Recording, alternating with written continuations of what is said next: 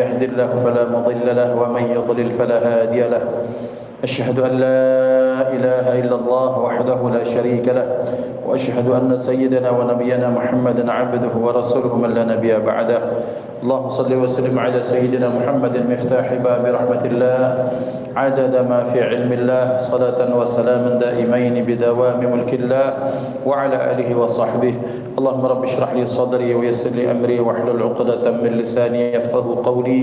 سبحانك لا علم لنا إلا ما علمتنا إنك أنت العليم الحكيم. اللهم ارزقنا فهم النبيين وحفظ المرسلين وإلهام الملائكة المقربين. اللهم أغننا بالعلم وزينا بالحلم وأكرمنا بالتقوى وجملنا بالعافية. لا حول ولا قوة إلا بالله العلي العظيم. الحمد لله رب العالمين.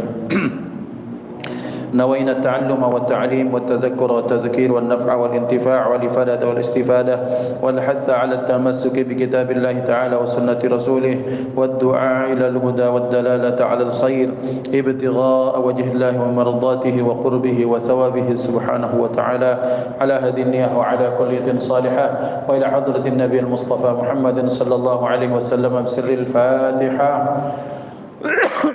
أعوذ بالله من الشيطان الرجيم. بسم الله الرحمن الرحيم. الحمد لله رب العالمين الرحمن الرحيم مالك يوم الدين إياك نعبد وإياك نستعين صراط الذين أنعمت عليهم. Hadratul Muhtaramin yang kami ta'zimi, para ulama, para habaib, asatidz, imam masjid, para ketua dan para pengurus Masjid Darul Muttaqin, para syiban jamaah rahimani wa rahimakumullah, ikhwatal iman yang ikuti kajian kami dimanapun berada. Alhamdulillah, bersyukur kehadirat Allah subhanahu wa ta'ala, kembali kita dipertemukan dalam suasana kebaikan, dalam amal saleh, dipertemukan dalam iman, dipertemukan dalam menjalankan kewajiban, dipertemukan dalam menjalankan sunnah Rasulullah sallallahu alaihi wasallam. Berharap sebagaimana dikumpulkan kita dalam majlis kebaikan seperti ini, kelak di akhirat kita bisa saling memberikan syafaat persaksian yang baik, dan kelak kita akan dijumpakan dan dikumpulkan di dalam majlis Rasulullah sallallahu alaihi wasallam. Salawat dan salam terlimpah ruah kepada hadratur Rasul Sayyiduna Maulana Muhammad sallallahu alaihi wa alihi wasallam beserta keluarga, sahabat, berikut sekalian. Amin Allahumma amin. Ikhwatal iman yang dimuliakan Allah subhanahu wa ta'ala, fa insyaallah kita akan melanjutkan kajian kita kitab Al-Fawaidul Mukhtarah li Saliki Tariqil Akhirah yang dikarang oleh Sayyidil Habib Ali bin Hasan Bahrun berdasarkan fawaid atau faidah-faidah yang diambil dari Sayyidina Al-Habib Mufti Asy-Syafi'i Sayyidil Habib Zain bin Ibrahim bin Smith. Mudah-mudahan Allah subhanahu wa ta'ala mempanjangkan usia keduanya, diberikan sehat wal afiat, terus Allah berikan kemanfaatan kepada kita melalui ilmu-ilmu beliau. Amin Allahumma amin. Ikhwan yang muliakan Allah, fa insyaallah kita akan melanjutkan pembahasan kita tentang az-zuhdu 'anid dunya. Setelah pada pertemuan-pertemuan yang lalu kita telah membahas tentang dhammud dunya, maka pada malam hari ini kita akan membahas tentang az-zuhdu 'anid dunya, zuhud dari kehidupan dunia. Telah kita bahas bahwa zuhud itu secara sederhana adalah kecintaan kita kepada Allah mengalahkan cinta kita kepada dunia, sehingga dunia ini menjadi hanya semacam kendaraan kita untuk menuju akhirat, sehingga dunia di mata kita menjadi sarana atau wasilah kita untuk mendapatkan ridha Allah. Dunia dengan segala pernak-perniknya, apakah itu harta, apakah itu jabatan, apakah itu apapun yang Allah titipkan kepada kita, maka kita memandangnya sebagai sarana kita untuk mendapatkan pahala, untuk mendapatkan kebaikan, untuk memberikan manfaat, dan pada akhirnya mendapatkan ridha Allah Subhanahu wa taala. Maka kita akan melanjutkan pembahasan kita dalam sub bahasan az-zuhdu 'anid dunya, zuhud dari kehidupan dunia. Yang pertama Qala al-Habib Abdullah bin Ali al-Haddad, berkata Qutbul Irsyad wa Wasil Ibad wal Bilad al-Habib Abdullah bin Alawi Muhammad al-Haddad, nahwu thuluthil Qur'ani fi dhammid dunya wa tazhidi fiha. Dalam kitab Tathbitul Fuad dinyatakan kadar sepertiga Al-Quran maka isinya adalah menyatakan tentang hinanya dunia dan menyatakan perintah supaya kita zuhud di dalamnya. Maka ikhwan dimuliakan Allah Subhanahu wa taala, bahwa sebagaimana kita tahu Al-Quran adalah kitab yang dalam bahasa yang kita sudah sangat hafal, dzalikal kitabu la raiba fihi hudal lil muttaqin. Al-Quran adalah kitab yang tak ada keraguan di dalamnya. Dia sebagai huda, sebagai petunjuk. Nah, sebagai petunjuk ini kemudian Allah menjadikan petunjuk-petunjuk di dalam Al-Quran itu, sepertiga dari isi Al-Quran itu menyatakan tentang betapa hinanya dunia. Selain sepertiganya bicara tentang tauhid, tentang mengesahkan Allah, bicara tentang syariat muamalat, maka kemudian di sisi lain Al-Quran menyatakan dunia beserta isinya. Maka disitulah kita dapatkan bahwa betapa Allah menghinakan dunia dan mengajak kita untuk sama-sama menghinakan dunia. Kemudian karena dunia itu hina, maka diperintahkan kita untuk zuhud terhadap dunia. Zuhud artinya bukan berlepas dari bendanya, tapi zuhud artinya berlepas kita daripada cinta kepada dunia, sehingga jangan sampai kecintaan kita tersebut menjadikan kita sebagai tunggangan dunia. Sebaliknya, kita diperintahkan bagaimana kita yang mengarahkan dunia, kita pakai sehingga dia mentaati kita, dan kita arahkan dia untuk mendapatkan sarana mendapatkan pahala Allah. Bapak-bapak, ikhwan dimuliakan Allah, di antara bagian pernak-pernik dunia itu adalah waktu. Allah berikan waktu kepada kita. Maka bagi orang yang orientasinya akhirat, waktu dipakai untuk beribadah kepada Allah. Waktu dipakai untuk mencari bekal sebanyak-banyaknya, maka itulah konsep zuhud. Bapak-bapak, ikhwan, punya motor, punya kendaraan dipakai untuk berangkat ke masjid, berjamaah, taklim misalnya di sana, maka itu konsep zuhud. Jazakallah. Menjadikan cinta kita kepada dunia tak mengalahkan cinta kita kepada akhirat. Kemudian orang yang punya rumah, dia sayang dengan rumahnya, sehingga rasa sayangnya kepada rumah itu, dia pakai rumah itu sebagai tempat untuk berkumpulnya orang, untuk taklim, untuk majelis, untuk zikir, untuk apapun. Maka ini adalah orang yang zuhud terhadap harta dunia.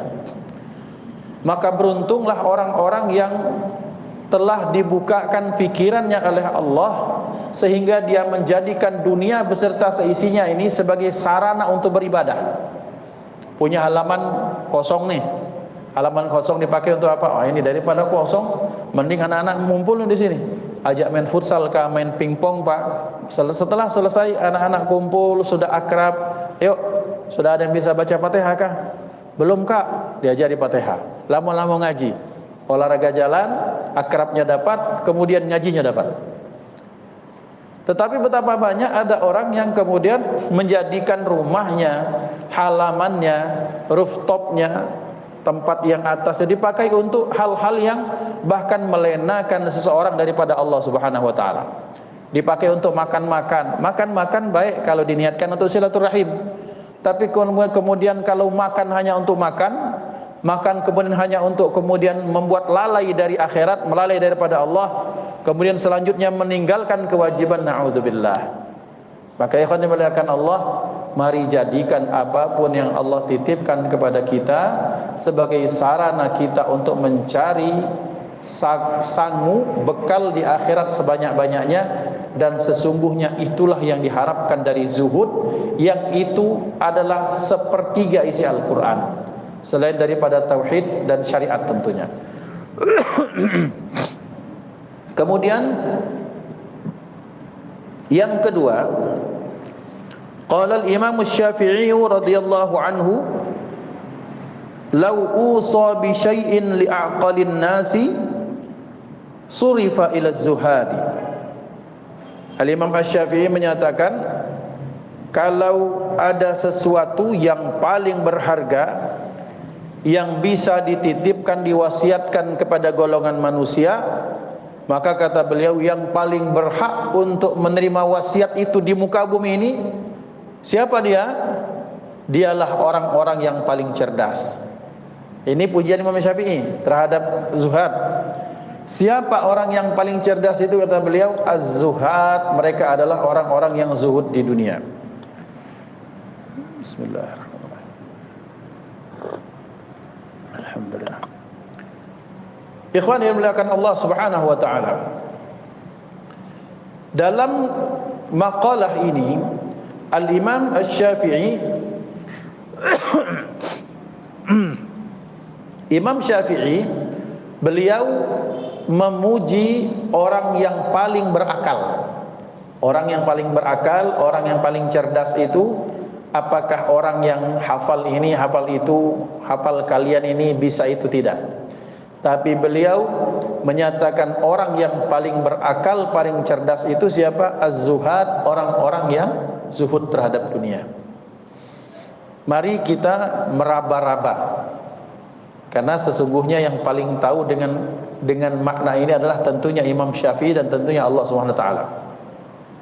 Tapi kalau boleh kita meraba-raba, apa maksudnya adalah bahwa orang yang zuhud, orang yang cintanya terhadap Allah, kemudian mengalahkan cintanya terhadap dunia yang tak ada harganya ini, maka dunia dengan kemilau-kemilaunya ini, kemudian dunia dengan pernak-perniknya ini, yang membuat sebagian orang kemudian buta, lalai, bahkan sebagian orang lain bahkan hanya membunuh antara satu dengan yang lain. Kita akan teringat bagaimana perkataan Al-Imam Ali, Sayyidina Ali karramallahu wajhah. Beliau menyatakan dunia itu ada berapa? Cuma 6 saja yang dipakai. Sementara yang dipakai yang paling bagus itu apa? Sutra. Sementara sutra dari apa? Dari hasil dari ulat, kata beliau. Kemudian selanjutnya, ada dunia ini berupa apa? Kendaraan. Betapa banyak ada orang di atas kuda, maksudnya mereka berperang di situ dan membunuh satu sama lain. Betapa banyak kemudian ada orang tinggal di istana-istana, sementara di mana mereka dan di mana istana tersebut hancur berantakan. Kemudian semahal-mahal, sebagus-bagus makanan adalah asal, adalah madu, dan madu itu pun dimakan oleh lalat. Kita sama lalat sama. Yang paling berharga dari kehidupan kita itu apa? Air. Sementara maka di situ ya manusia ya hewan bersyarikat ketika minum air. Artinya sama saja kita. Artinya kata Sayyidina Ali, ketika kita memandang semua itu dengan pandangan seperti Sayyidina Ali, maka kita sudah cerdas. Apa artinya? Artinya akhirnya kita tidak akan tertipu oleh kecintaan terhadap dunia, yang kalau kita tenggelam dalam cinta padanya, maka sebagaimana kita bahas dalam pembahasan yang lalu, bahwa dunia itu apa? Ibnatu iblis. Dunia itu adalah anak perempuannya, kesayangannya iblis. Faman khatabaha, siapa yang meminang dunia, maka ista'adda li taraddudi abiha. Dia harus siap-siap ketika dia meminang dunia, karena dunia adalah anak perempuannya iblis, maka orang tersebut harus siap-siap menerima kedatangan bapaknya. Acap kali datang dan pergi, datang dan pergi. Faman tazawwajaha makatha atau aqama abuha fihi.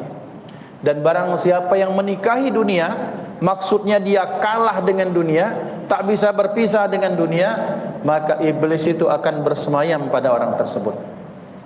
Artinya ya ikhwan, bahwa orang-orang yang mampu memandang dunia dengan kacamatanya Allah, itulah orang yang cerdas. Dia tak tertipu dengan tipuan dunia. Kan betapa banyak ikhwan yang muliakan Allah, harus diakui, Kadang-kadang ngapola ada istilah pesugihan itu muncul. Ini bukan di Indonesia baik, di Cina ada, di Thailand ada, di Malaysia ada, di negara-negara yang katanya maju itu ada pesugihan dengan segala ragamnya. Kenapa?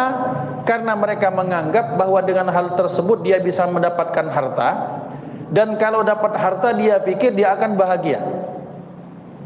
Anggaplah dia dapat harta, padahal itu tipuan dari iblis semua. Anggaplah dia dapat harta, maka selanjutnya dia tidak akan pernah terputus dari perjanjian terkutuk bersama makhluk yang terkutuk. Satu. Yang kedua, anggaplah dia banyak harta sampai dia mati, tapi ternyata tetap mati, kan tidak hidup selamanya.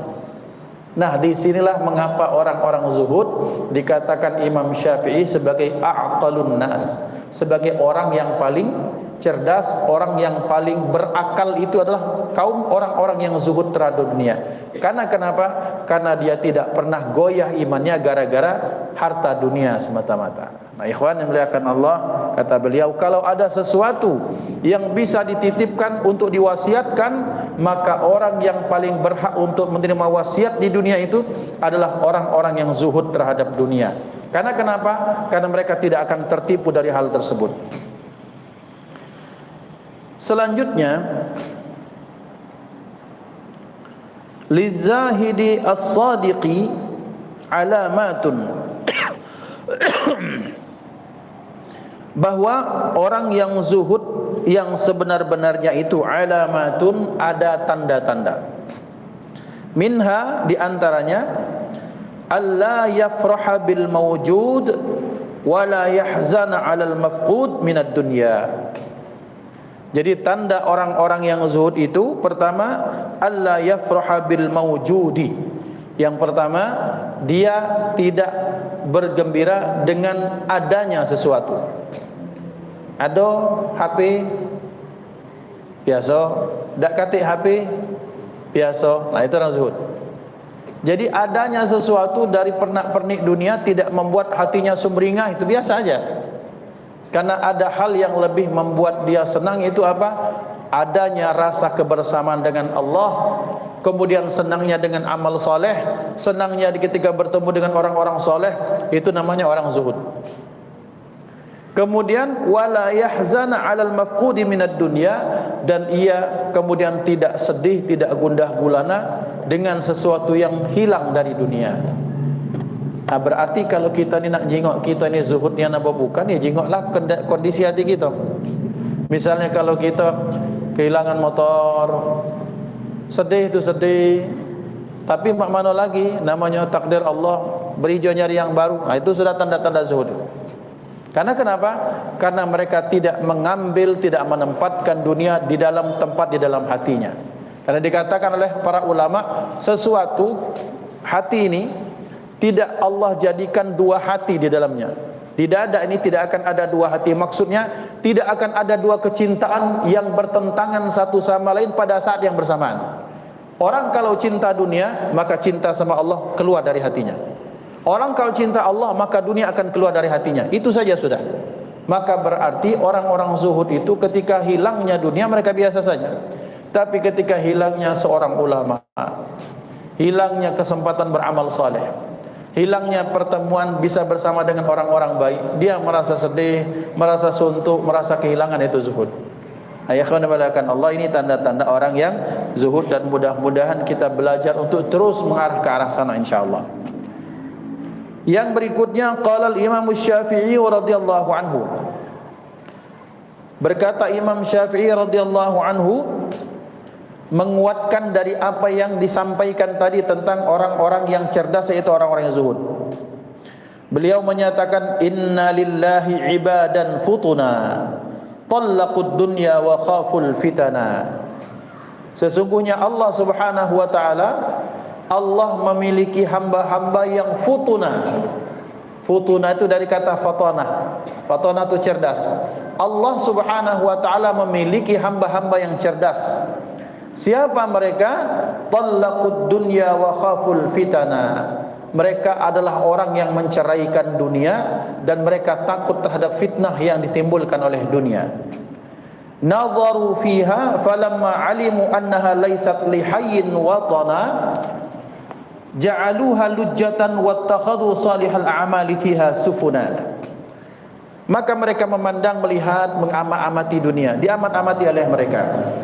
Kemudian tak kala mereka tahu bahwasanya ternyata dunia ini annaha laysat lihayyin watana, bahwa dunia ini bukan tempat bermukimnya orang-orang yang hidup. Maka yang mereka lakukan, mereka menjadikan dunia sebagai samudra, sementara mereka menjadikan amal saleh sebagai kapal untuk selamat daripada samudra tersebut. Ikhwan yang dimuliakan Allah, ini satu syair dari Imam Syafi'i yang sangat indah. Beliau menjelaskan bahwasanya ada jenis yang hamba-hamba Allah itu mereka orang-orang yang cerdas. Siapa mereka? Mereka adalah orang yang mengucapkan tolak bain kubra kepada dunia, biar tak rujuk lagi. Jadi talaknya, dia talak dunia dengan talak 3, talak tilu. Dia pisah dengan dunia. Kemudian kenapa? Karena mereka takut terhadap fitnah yang ditimbulkan oleh dunia. Maka dari sinilah kemudian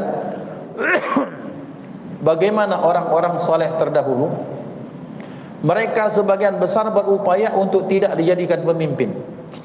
Dan ketika jadi pemimpin, maka mereka menyatakan inna lillahi wa inna ilaihi raji'un. Kenapa? Kalau bahasa kita, lemaknya belum tentu, fitnahnya lah nunggu.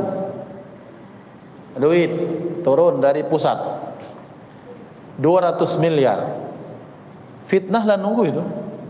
Kita tidak nak ngolah 200 miliar itu, nak kita arahkan sesuai tempatnya, kanan kiri ini, serigala-serigala ini sudah siap. Dan betapa banyak sudah seperti itu. Ada orang baik, orang alim, mungkin dia orang amanah, tapi dia terpenjara gara-gara serigala yang culas di kanan kirinya ini, yang sudah bermain banyak ini. Dan itu yang terjadi. Maka betapa banyak daripada tenggelam, tak bisa selamat, kira-kira tak bisa selamat dari permainan para serigala iblis ini, maka mereka akhirnya mereka menyelamatkan diri untuk tidak terjun bersama mereka. Ada yang pede dan berharap bahwa dengan pikiran bahwa kalau ini tak terjun, yang 200 miliar itu nanti habis semuanya, minimal selamatkan 150 miliar atau minimal selamatkan 50 miliar, jadilah. Karena kenapa? Kalau tak terjun orang-orang baik, 200 miliar itu ditilep galau sama serigala ini. Ada juga yang berpikir seperti itu. Maka ikhwan, betapa banyak ada orang ketika ditawari jabatan pun dia tak mau. Karena kenapa? Fitnahnya sudah menunggu di depan mata. Maka kita lihat betapa orang-orang terdahulu, orang-orang yang cerdas, mereka berupaya menyelamatkan diri mereka bahkan sebelum fitnah itu terjadi. Dengan cara apa? Mereka melepaskan kecintaannya terhadap dunia. Kemudian apa yang mereka lakukan? Nadharu fiha. Mereka mengamat-amati dunia. Ini dunia bagaimana sih? Ternyata seperti yang kita bahas kemarin, terjadi dialog antara siapa? Sayyidina Nabiullah Isa alaihissalam dengan dunia. Ketika Allah nampakkan dunia dalam wajah wanita tua yang banyak hiasannya, yang sudah tua, maka Nabi Isa bertanya kepada dunia, wahai dunia, sudah seringkah engkau menikah, kawin? Sudah banyak. Di mana suami-suamimu sekarang? Sudah mati kita dunia. Di mana mereka? Qataltuhum, aku telah bunuh mereka. Sudah dibinasakan oleh dunia. Maka Nabi Isa berkata, alangkah ruginya. Siapa yang rugi? Suami-suamimu sekarang dan calon-calon suami. Mereka berebutan untuk meminangmu, kemudian mereka tak sadar bahwa betapa banyak engkau telah membunuh banyak suami sebelumnya. Dan mereka, betapa mereka bodohnya mereka, kata Sayyidina Isa alaihissalam. Kenapa? Karena mereka tak berhati-hati dengan engkau. Sudah jelas bahwa engkau membunuh banyak sekali suamimu, sudah engkau binasakan, sementara yang antri untuk meminang dan menikahimu itu sudah sangat banyak. Dan mereka siap mati konyol demimu. Itu kan bodoh, kata Nabi Isa. Nah, ikhwan dimudahkan Allah. Hamba Allah yang cerdas ini lihat, diamati, oh dunia ini ternyata ahli dunia seperti itu. Dulu pernah ada orang kaya, dulu pernah ada orang zoge, wah segala macam. Dan kita lihat ya, kita lihat. Dulu pernah ada orang kaya, Masya Allah, tapi ini orang yang berhasil talak tiga dengan dunia. Mana pengusaha besar di Palembang ini, zaman dulu. Kemudian dia menyumbang ke pondok, ke pesantren, ke masjid segala macam. Ini orang yang berhasil cerai dengan dunia. Kenapa? Karena hartanya dipakai bukan untuk cari dunia lagi, tapi dipakai untuk cari akhiratnya Allah. Ini orang cerdas. Maka tak kala mereka memandang dunia, maka falamma alimu annaha laysat lihayyin watana. Tak kala setelah mereka amat-amati bahwa dunia ini bukanlah tempatnya, tanah airnya bagi orang yang hidup, maka mereka menjadikan dunia sebagai bahtera, sebagai samudra. Kemudian mereka menjadikan amal soleh sebagai kapalnya untuk selamat dari air tersebut. Maka ada satu ungkapan, ya ini dinisbatkan kepada Syekh Kiai Haji Zawi Izam rahimahullah rahmatullah barak. Dalam satu pantun beliau kan, bahwa hidup ini seperti kita mengarungi samudra. Tak akan ada masalah ketika kita berada di atas air, di atas kapal. Yang jadi masalah kalau dalam kapal itu ada air, takutnya kita akan tenggelam. Bahwa kapal itu adalah hati kita. Bahwa kalau kita mengarungi samudra bahtera kehidupan, ya kita namanya kita di atas air. Selama kita di atas kapal, kita jaga bahwa air jangan sampai masuk ke kapal, aman kita. Tapi semakin banyak air masuk ke kapal, sementara kapal terus nyebrang, dia berjalan di atas air, makin lama makin berat dan makin lama ditakutkan akan tenggelam. Air tak berbahaya selama kita berada di atas air, di atas kapal yang berada di atas air. Tapi manakala kapalnya bocor, airnya masuk, maka makin lama makin berpotensi tenggelam. Dan itulah orang-orang yang enggan berperilaku zuhud. Sementara orang yang zuhud, mereka hidup di dunia. Ada orang zuhud tuh orang banyak uang, banyak yang kaya banyak. Ada orang sederhana sangat banyak. Tetapi mereka tak menjadikan cita-cita mereka sebagai dunia, sebagai cita-cita tertinggi. Maka doa yang diajarkan Rasulullah sallallahu alaihi wasallam, beliau mengajarkan doa kepada kita. Pertama, dari sekian banyak doa yang panjang yang diawali Allah, maqsim lana min khasyatika ma tahulu bainana wa baina ma'asik. Apa? La taj'al musibatana fi dinina. Ya Allah, jangan engkau jadikan musibah untuk kami itu pada aspek agama kami, ya Rabb. Musibah dunia. Siapa yang tidak pernah kena musibah dunia? Sakit, kehilangan, ditinggalkan orang yang dicintai, kemudian melihat anak kesayangannya, istrinya, siapapun sakit, itu hatinya takut. Kemudian ada pertemuan, ada perpisahan, itu musibah. Tapi kata Rasulullah, sabda Rasulullah, ya Rabb, tolong jangan jadikan musibah itu pada urusan agama kami. Dan itu musibah yang besar. Awalnya ngaji, tak galak ngaji, itu musibah. Dan itu musibah dalam aspek agama. Awalnya ngapal Quran, kemudian berubah jadi orang yang tak galak ngapal Quran, itu musibah. Awalnya beragama, kemudian dia ateis, tak percaya pada Tuhan, itu musibah. Maka wahai Tuhan kami, kalau nak musibah dunia, iyalah namanya garisan tangan kami. Tapi tolong ya Rabb, jangan jadikan musibah itu menimpa agama kami. Kemudian apa beliau melanjutkan? Wala taj'alid dunya akbar hammina wala mablagha ilmina. Ya Rabb, jangan jadikan dunia itu akbar hammina, cita-cita kami tertinggi tentang dunia.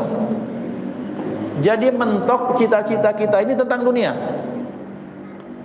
Gawi, cari nak gawi itu yang mahal, banyak duit. Terus kalau banyak duit, ya pacaklah kau beli iPhone yang nomor sekian, beli mobil paling mewah, dapat rumah, terus dapat bini, ada anak begawi. Jadi mentok tetap tentang dunia terus. Ada tak orang seperti itu? Banyak. Jadi kisaran harinya itu bahasnya dunia terus. Ketika mentok, apakah ada pembicaraan tentang akhirat? Tak ada, tetap tentang dunia. Dunia lagi. Sudah ketemu dengan kawan ahli dunia, yang ini punya moge, punya motor besar, nak nambah lagi. Nah, ikhwan dimuliakan Allah, Rasulullah menyatakan, ya Rabb, jangan jadikan dunia ini sebagai cita-cita tertinggi kami. Wala mablagha ilmina, dan jangan jadikan dunia sebagai puncak ilmu kami. Kalau bicara tentang dunia itu lihai minta ampun, tapi bicara tentang akhirat terdiam, tak baca ngomong. Bicara tentang artis hafal itu, sampai beli celana dalamnya di mana dia tahu, berapa lingkar pinggang, apa merek sepatunya, hafal. Tapi ditanya siapa sahabat Rasulullah yang disebut sebagai begini dan begini, aku tak tahu. Nah, ini namanya orang pengetahuan tentang dunia lihai nak matilah, tapi tentang akhirat dia tak ada pengetahuan sama sekali. Maka Rasulullah mengajarkan doa perlindungan kepada kita. Satu, ya Rabb, jangan jadikan musibah pada agama kami. Yang kedua, ya Rabb, jangan jadikan dunia sebagai cita-cita tertinggi kami. Ya Rabb, jangan jadikan ilmu kami mentoknya masih pada bab aspek dunia saja, tidak tentang aspek kebaikan dan akhirat. Nah, ini yang dikatakan oleh Al-Imam Asy-Syafi'i radhiyallahu anhu. Kemudian selanjutnya diceritakan adalah Sayyidina Al-Husain bin Syekh Abu Bakar bin Salim. Sayyidina Al-Husain bin Syekh Abu Bakar bin Salim ini seorang ulama, waliun min awliyaillah, kekasih Allah, wali Allah, tapi sugih, kaya. Zaman sekarang itu kira-kira wali kok punya moge, kira-kira wali kok punya supercar, ada nggak? Ya ada seperti itu. Maka kita punya hati ini jangan gelap, jangan hobi suzon. Nengok wong sugih, katanya ulama sugih, oh itu kok ini pakai Alphard segala macam. Bukan Alphardnya bermasalah, hatimu yang gelap yang bermasalah. Sehingga siapapun itu harus sesuai dengan persangkaanmu yang jelek itu. Ada kiai pakai Alphard dikatakan dasar kiai hubbud dunia. Kita tidak tahu, mungkin itu pinjaman dari muridnya. Kita tidak tahu, mungkin itu punya yayasan yang bahkan yayasan pun itu sudah diwakafkan kiainya untuk umat. Maka kalau kita tak tahu isi rumah, tidak usah banyak ngomong nyerocos tentang isi rumah orang lain. Tapi itu yang terjadi sekarang. Cak pintar nian, ternyata tak kati apa-apanya ketika bicara tentang kebaikan. Tentang kiai katanya Alphard segala macam. Ente sumbangsihmu untuk agama apa?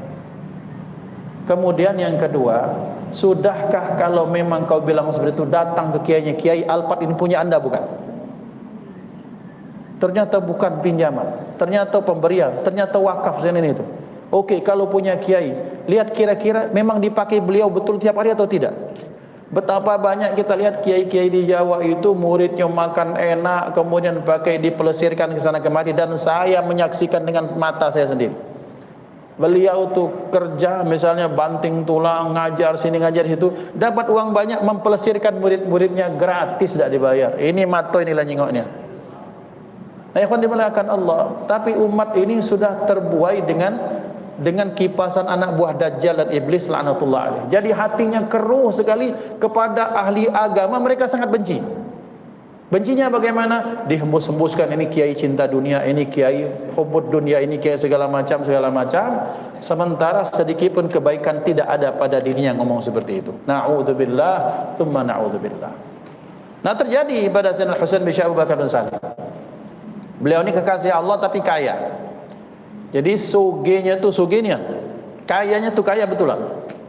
Kemudian ketika sedang duduk di satu majelis, kemudian beliau duduk, ya orang kaya kan kelihatan dari pakaiannya, sorbannya, minyaknya mahal, tasbihnya mahal. Kemudian ada orang nyeletuk dalam hati, membatin dalam hati.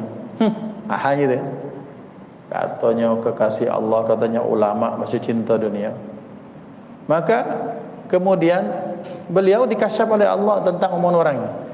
Kata beliau, sedikit pun aku tak cinta dengan dunia sebagaimana kau persangkakan.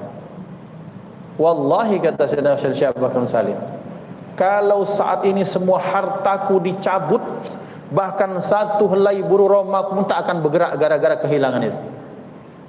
Apalagi nak nangis-nangis kira-kira seperti itu. Akhirnya ini orang terdiam, membuktikan bahwa ini betul-betul kekasih Allah Subhanahu wa taala. Karena ikhwan, kita ini kadang tertipu dengan pemahaman kita yang pendek tentang sesuatu. Dan kemudian yang kedua, kita ini egois bahwa sesuatu itu harus sesuai dengan pengetahuan dan standar kita. Apa standar kita? Kalau wali itu harus berjenggot panjang, pakai surban, pakai tongkat, kemudian dia makannya itu sekali sehari semalam, kan seperti itu ya. Kemudian rumahnya tuh tidak beroboh dikit kalau hujan bocor, kan seperti itu bayangan orang. Wali itu harus miskin, wali itu harus ini itu. Enggak seperti itu, bro. Kekasih Allah ini banyak, dan Allah sengaja menjadikan di antara kita semua dengan kondisi kita sebagai sarana Allah ingin menguji hati kita, mau berhusnudzon atau bersuudzon dengan orang lain. Dan itu yang terjadi. Jadi kalau ngelihat orang kaya dia soleh, jangan dibilang katanya soleh tapi kok hubud dunia. Dia cinta dunia itu siapa yang bilang? Kita nggak tahu, mungkin dia sedekahnya setiap hari puluhan juta, kita nggak tahu. Sementara kita nak keluar ke 5.000 nak sholat istikharah dulu. Betapa banyak ada orang membahas kita yang sering saya sampaikan, ngitung ngukur badan wong di baju dewek. Jadi orang itu harus sama dengan standar dan penilaian kita. Gak bisa, karena pengetahuan kita tentang orang lain itu sangat terbatas. Apa yang dapat menyelamatkan kita tentang penilaian kita kepada orang lain? Husnudzan, fa insyaallah kita akan selamat. Maka itu yang pertama. Kemudian yang kedua, masih tentang Sayyidina Syekh Husain bin Syekh Abu Bakar bin Salim. Jadi beliau itu diceritakan bahwa beliau mengirim kurma, dan kurma itu dikirim dari Hadramaut, dari Yaman itu sampai ke Baghdad, ke Irak. Lah sampai di sana kurma itu kemudian busuk. Ya namanya perjalanan jauh, 3 bulan mungkin kan. Kemudian di situ ternyata ada wabah penyakit sebagaimana yang terjadi pada cerita Sayyidina Abdurrahman bin Auf radhiyallahu anhu.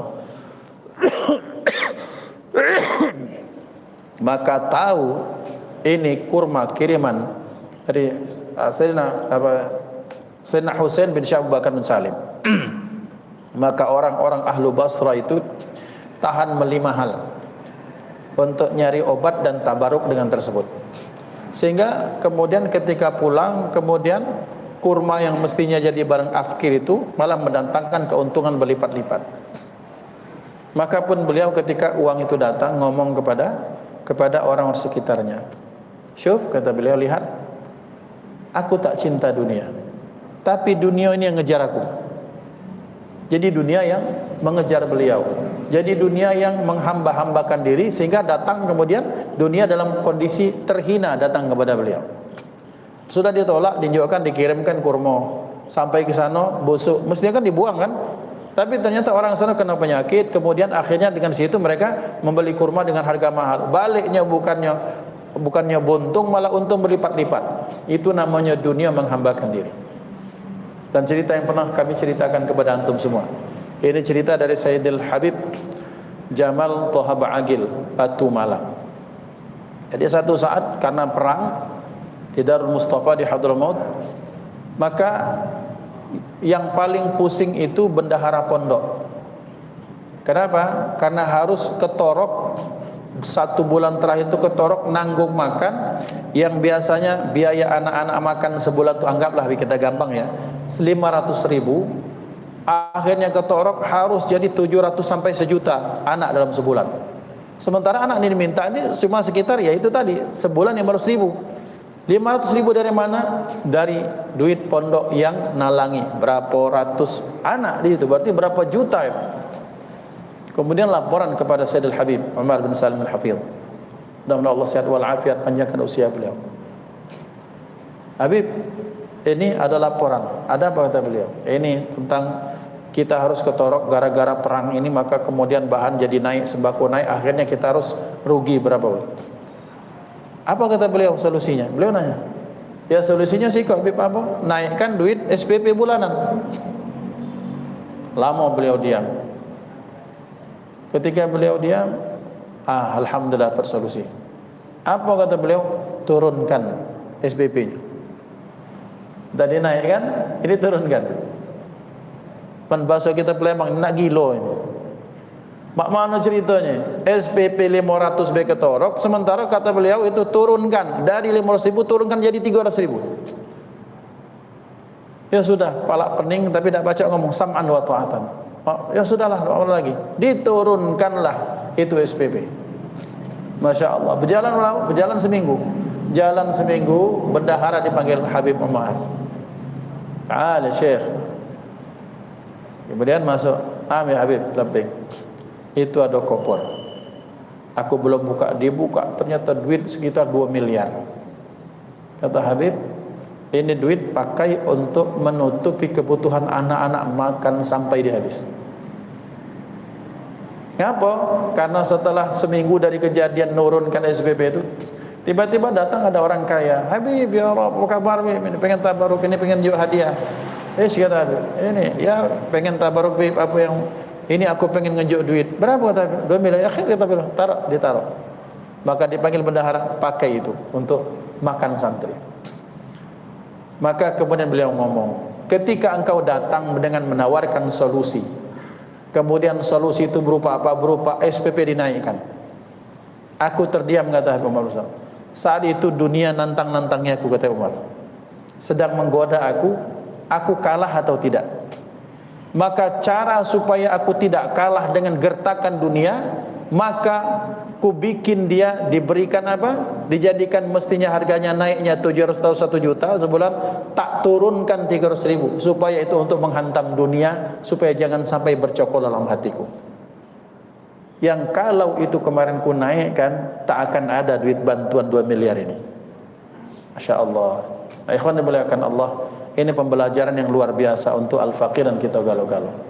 Kadang-kadang kita bekerja sesuai dengan matematika otak kita. Bahwa kalau 10.000 dikurangi 9.000 tinggal 1.000. Tapi ternyata cara kerja Allah itu tidak seperti itu. Yang sering terjadi adalah 10.000 kita keluarkan, keluar nian, buntu gitu 2, 3, 4 hari, bahkan mungkin setengah bulan, tiba-tiba datang dengan berlipat-lipat, bahkan mungkin 1 juta. Itu cara kerjanya Allah untuk melihat bagaimana apakah hati kita terkikis cinta kepada Allah kalah dengan hubbud dunia ataukah sebaliknya. Nah ini khonibulahkan Allah, betapa kita harus tabe, kita hormat, kita ta'zim, kita respect kepada siapa? Kepada ahli-ahli sedekah. Hari Jumat menunjukkan sedekah Jumat, hari Ahad menunjukkan sedekah Ahad. Karena tolongnya kalau sedekah itu jangan hari Jumat baik. Ngapo? Karena lapar, Sabtu malah lapar, Senin lapar. Orang yang buntunya, tidak milih buntunya laparnya hari Jumat baik. Jadi kalau penuh hari Jumat, ya tak apa-apa pilih hari Sabtu. Nawaitunya itu hari Jumat. Allah tahu ya ikhwan, Allah tahu. Daripada Jumat 2-3 bungkus bawa balik, kemudian hari Sabtunya perutlah kempes lagi. Kira-kira seperti itu. Ini namanya manajemen, manajerial untuk kerapihan dan efisiensi. Nah ikhwan yang dimuliakan Allah Subhanahu wa taala. Yang berikutnya. Qala Al-Hasan Al-Basri rahimahullah. Berkata Imam Hasan Al-Basri rahimahullah, ya'khudhu ahaduhumud dirham 'ala dhufrihi fayukhbiruka bizinatihi, ya'ni min shiddati ma'rifatihi bi umurid dunya. Qala walau sa'altahu an syurutit taharati was salati lam ya'rif syai'an minha intaha bima'nahu. Kata Imam Hasan Al-Basri, ada jenis orang, dia ini dengan ujung kukunya nih, diambilnya, wah ini berat perak ini 3 gram, harganya sekian. Ngambil dengan ujung kuku be tahu berat barang itu sekian. Sakingan lihainya, disangkingan dia pengalamannya dengan perak. Tapi pas ditanya apa syarat solat, apa rukun solat, tidak tahu menahu. Maksudnya Imam Hasan Al-Basri menyatakan ada jenis manusia yang sangat paham dengan dunia. Yang kami sampaikan, yang Al-Fakir sampaikan tadi. tentang fulan bin fulan, tentang harta, tentang ini, tentang itu. Ini mobil ini, oh paham nian dia dengan pernak-perniknya, dengan remote-nya, dengan kabelnya segala macam. Ditanya rukun wuduk berapa tidak tahu. Apakah aib pengetahuan dia tentang dunia? Tidak aib. Yang aib adalah ketika dia tidak punya sedikit pun ilmu tentang agama, itulah aibnya. Tahu tentang dunia bagus. Betapa banyak ada orang menguasai dunia tapi kemudian dia pakai untuk akhirat, itu bagus. Tapi betapa banyak juga ada orang yang paham seluk-beluk dunia tapi ternyata dengan akhirat bahkan sedikit pun bagian dari akhirat dia tak paham. Maka Rasulullah SAW menyatakan dalam hadis beliau fima ma'na, sesungguhnya Allah sangat murka kepada siapa? Alimin bid dunya wa jahilin bil akhirah. Ada jenis orang yang tentang dunia dia paham minta ampun, sambil menjambe dia baca jawab, tapi tentang pernak-pernik akhirat, tentang solat, tentang rukun, tentang ini dan itu dia tak paham. Allah murka kepada jenis orang seperti ini. Mengapa?